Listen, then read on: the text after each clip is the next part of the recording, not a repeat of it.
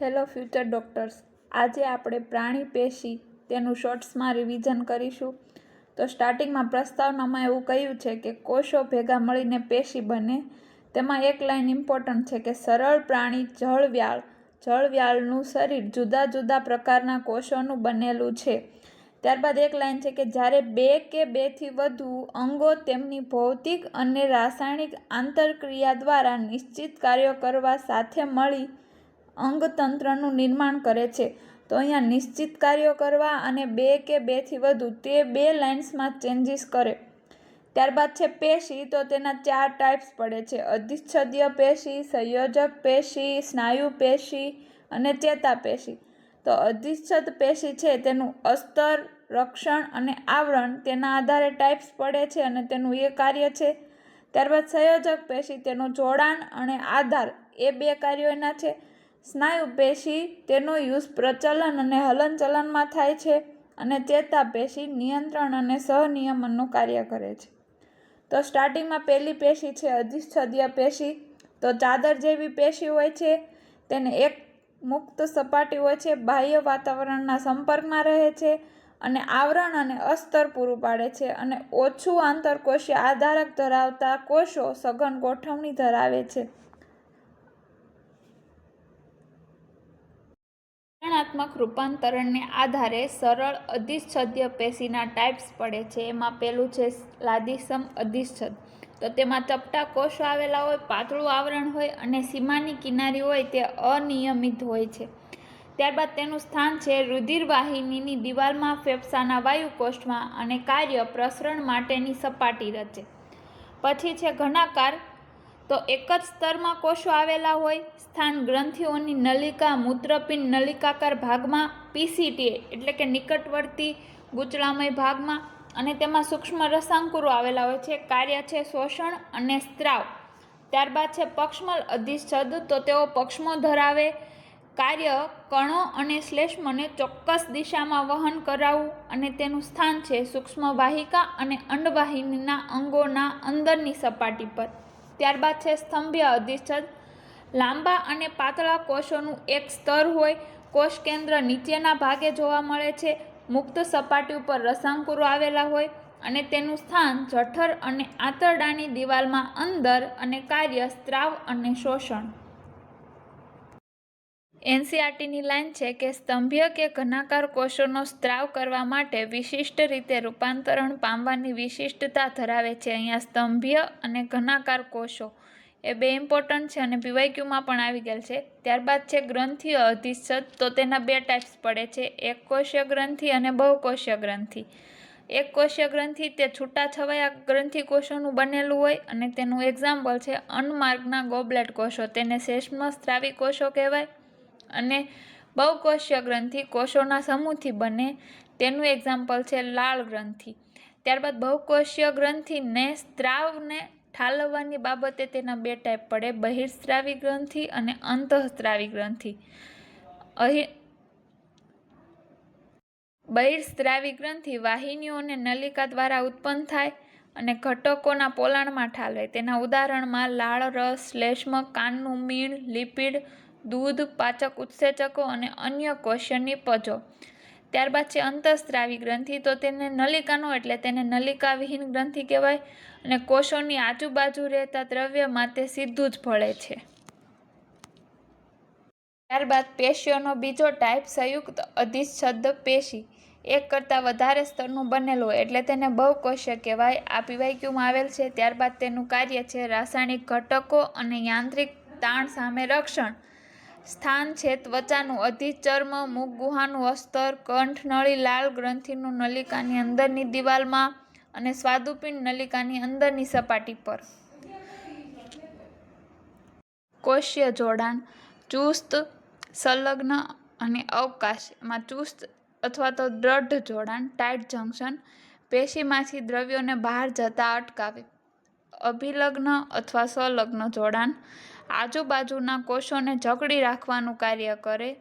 અને અવકાશ gap junction નજીકના કોષોના કોષરસને જોડવાનું કાર્ય કરે. આયનો નાના અણુ મોટા અણુઓની આપ-લે. આ ખાસ ઇમ્પોર્ટન્ટ છે. આનો પીવાયક્યુ 2-3 વાર આવી ગયેલ છે. બાદ થર્ડ ટાઈપ છે સંયોજક પેશી. જટિલ પ્રાણીઓમાં સૌથી વધુ શરીરની પેશીઓ અથવા અંગોને જોડે, પેશીઓને આધાર અને મજબૂતાઈ અને રક્ષણ આપે. ત્યારબાદ સંયોજક પેશીના ટાઈપ્સ પડે છે, જેમાં શિથિલ સંયોજક પેશી, સઘન સંયોજક પેશી અને વિશિષ્ટ સંયોજક પેશી. શિથિલ સંયોજક પેશી અર્ધતરલ આધારક દ્રવ્યમાં શિથિલ ગોઠવણી દર્શાવે છે. આધારક દ્રવ્યમાં ખૂબ વિવિધતા ધરાવતા કોષોની ગોઠવણી યુક્ત પ્રોટીન તંતુ હોય છે.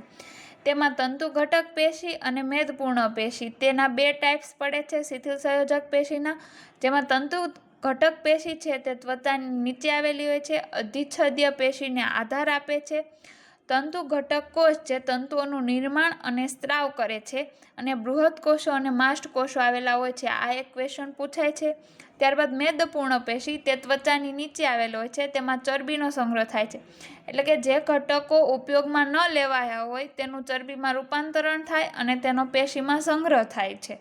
ત્યારબાદ છે સઘન સંયોજક પેશી. તંતુઓ અને તંતુ કોષો સઘન રીતે ગોઠવાયેલા હોય છે. તેના બે પેટા ટાઈપ્સ પડે છે, નિયમિત સઘન સંયોજક પેશી અને અનિયમિત સઘન સંયોજક પેશી.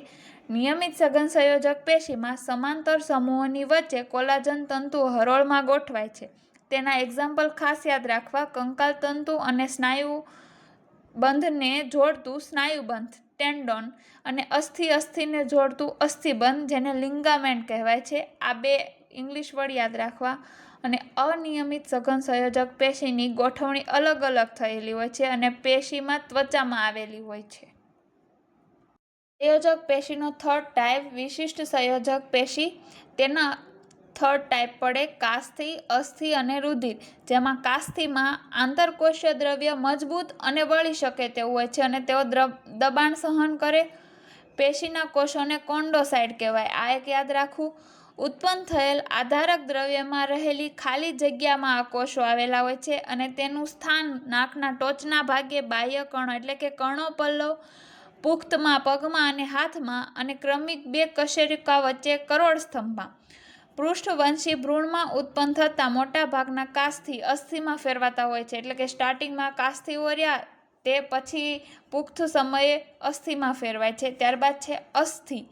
કઠણ અને વળી ન શકે તેવું વધુ પ્રમાણમાં કેલ્શિયમ ક્ષારો અને કોલાજન તંતુ આવેલા હોય છે.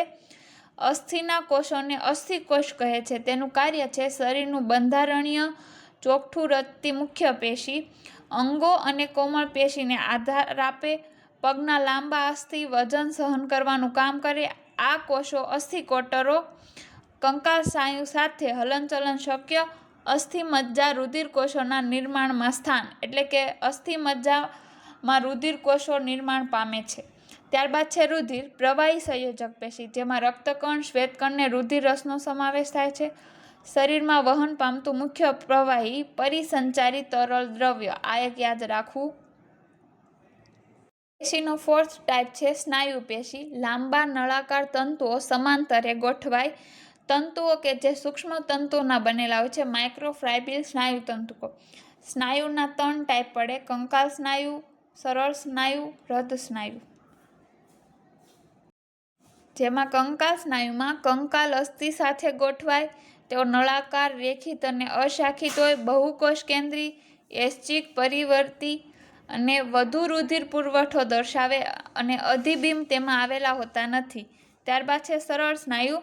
સરળ સ્નાયુઓના બંને છેડા સાંકડા હોય છે. ત્રાંકાકાર, સોયાકાર, અરેખિત, અશાખિત, અનૈચ્છિક, ઓછો રુધિર પુરવઠો, અધિબિંબ ન દર્શાવે, ધીમું સંકોચન, અને તે રુધિરવાહિની, જઠર અને આંતરડામાં જોવા મળે. ત્યારબાદ છે રદ સ્નાયુ. સંકોચનશીલ પેશી રદ સ્નાયુ કોષના કોષરસ સ્તરને જકડી રાખે. નળાકાર, રેખિત, શાખિત, એકકોષીય, મધ્યમાં કોષકેન્દ્ર, સૌથી વધુ રુધિર પુરવઠો, ખૂબ જ ઝડપી સંકોચન અને અધિબિંબ દર્શાવે છે. લાસ્ટ ટોપિક છે ચેતાકોષ. બદલાતી પરિસ્થિતિ સામે પ્રતિચાર આપવા માટે સૌથી વધુ ક્રિયાશીલ ચેતાપેશી છે. ઉત્તેજક કોષ તરીકે ઓળખાય. આધારકોષ અથવા ચેતાધાર કોષ ચેતાપેશીનો બીજો ઘટક છે. આ એકવાર MCQમાં આવી ગયેલ છે. રક્ષણ અને આધાર આપે. ચેતાપેશીનો અડધાથી પણ વધુ ભાગ આધાર કોષોથી બનેલો હોય છે. ચેતાકોષ ચેતાપેશીનો આધારભૂત એકમ છે. ઉત્તેજનાત્મક અને અવરોધાત્મક અસર કરે છે.